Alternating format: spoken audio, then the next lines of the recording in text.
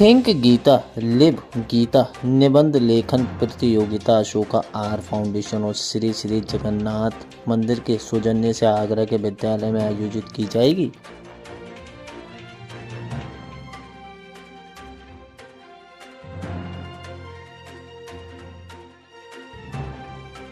आज मुझे बड़ी खुशी हो रही है कि आज अशोक आर फाउंडेशन और इस्कॉन के ने मिलकर जो थिंक गीता और लिव गीता का एक नया स्लोगन दिया है, जिसमें कि हम लोग इसमें ऐसे कंपटीशन करेंगे और इसमें ग्रेड 1 से लेके ग्रेड 12 तक के बच्चे जो हैं वो भाग ले सकते हैं।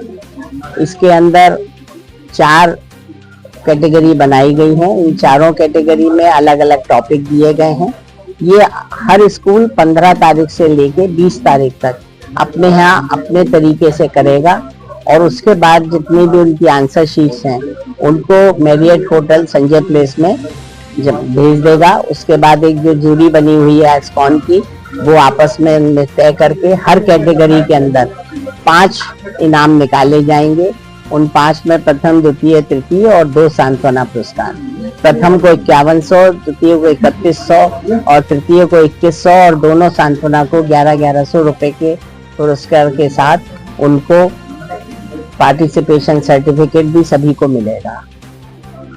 मुझे ये बताने की ज़्यादा ज़रूरत नहीं है कि गीता कितनी ज़रूरी है, और गीता हमारे देश में ही नहीं बल्कि संसार के कई देशों में गीता के अलग अलग तरीके से लोग उसको मान रहे हैं, उसको समझ रहे हैं, उसके अनुसार अपने जीवन को व्यतीत कर रहे हैं।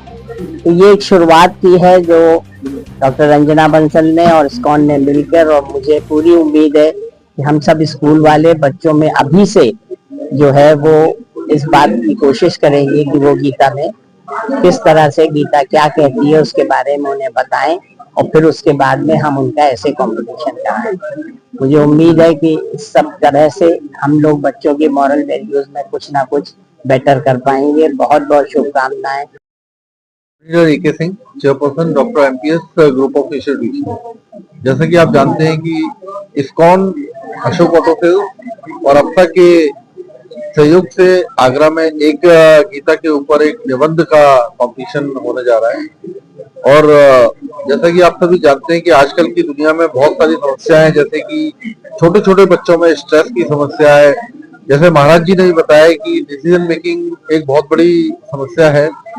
तो उन सब के लिए मुझे लगता है कि गीता एक ऐसा ग्रंथ है जो कि लाइफ का मैनेजमेंट और जीवन का जो प्रबंधन है उसके सभी उत्तरों का, उसके बारे में बहुत ही कुशलता से हम लोगों को बताता है। और हम, अगर हमारा यूथ और हमारा बच्चा इससे वंचित है तो शायद ये हमारा बहुत बड़ा दुर्भाग्य है। तो मुझे लगता है कि हम सबको कोशिश करनी चाहिए कि इसमें अधिक से अधिक बच्चे पार्टिसिपेट करें और गीता का ज्ञान जो कि जीवन के लिए बहुत ही अमूल्य है, बहुत ही महत्वपूर्ण है, उस सबको आत्मसात करें। बहुत ही शुद्ध और सार्थक प्रयास है। हमारे भगवत गीता को सारा विश्व हाथों हाथ लेता है और उसके सार को, उसके ज्ञान को अपनी भाषाओं में अनुवाद करते हैं।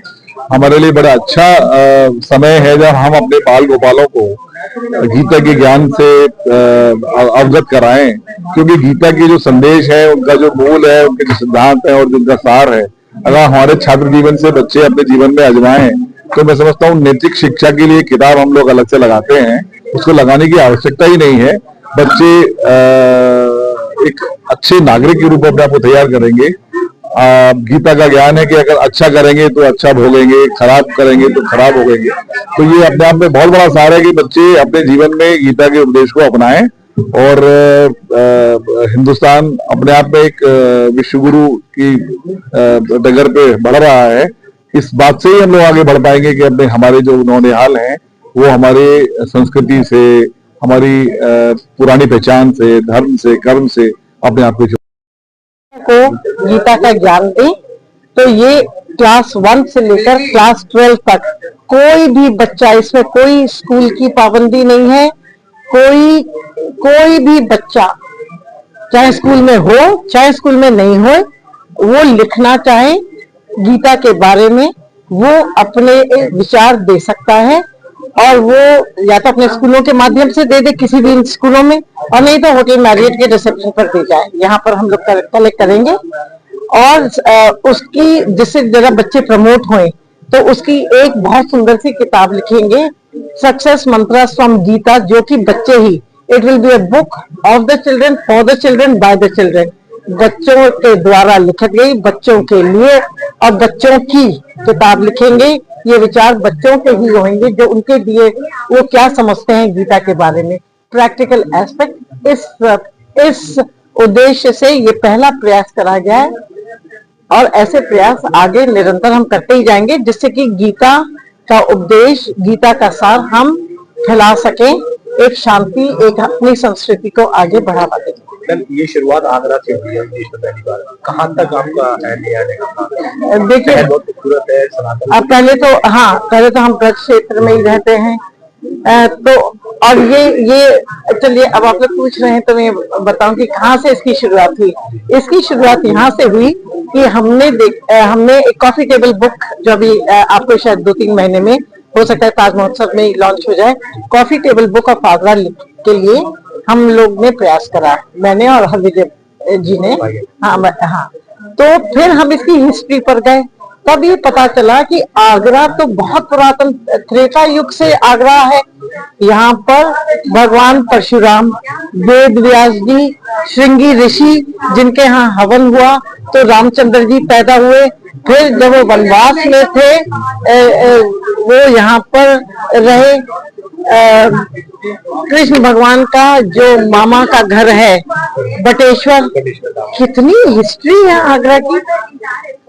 तो जब ये हिस्ट्री पता चली तो ये लगा कि हम लोगों को आगरे से शुरुआत करना